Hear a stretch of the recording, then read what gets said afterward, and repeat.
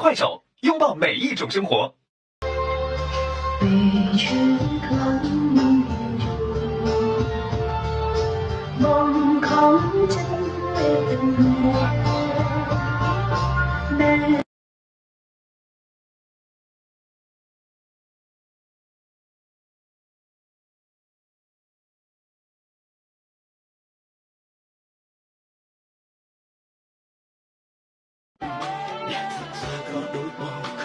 ភាពតោងត្រាំត្រាំពីជុំក្រោយអូនឲ្យបងឈប់នឹក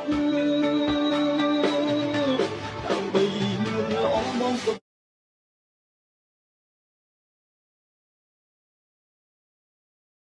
ចាំអង្គុយទៅមុខនេះមាំងព្រោះអីលទ្ធផលបានចេញមកហើយគឺជួប Kelly KE double L N ដែរទៅរៀនទុកថ្នាក់តែខ្ញុំមិនស្គាល់ឡើយព្រោះអីពួកខ្ញុំថាលេងមិនដែរសើចតែស្គាល់ឡើយទៀតថាអត់សោះទៅមកពួកម៉ាក់នេះមើលសំខុសធ្វើមុខឃើញដល់ខ្ញុំទៅរៀនមកម៉ូតូទៅតាមខ្លួនច្បាប់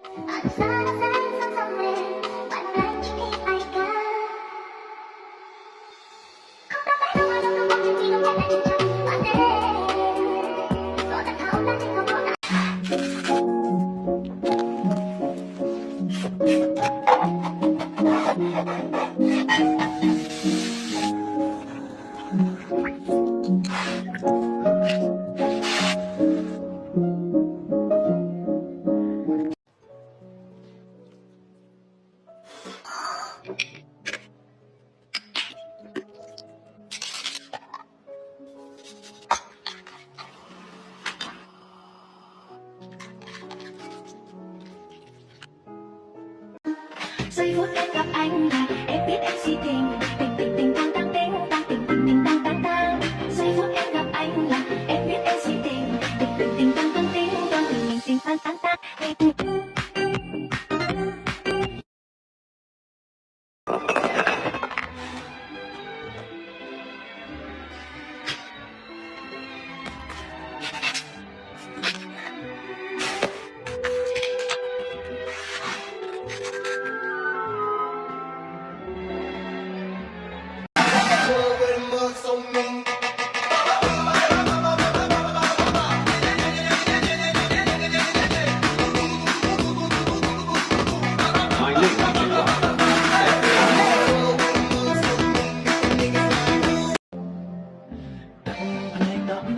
Mascara,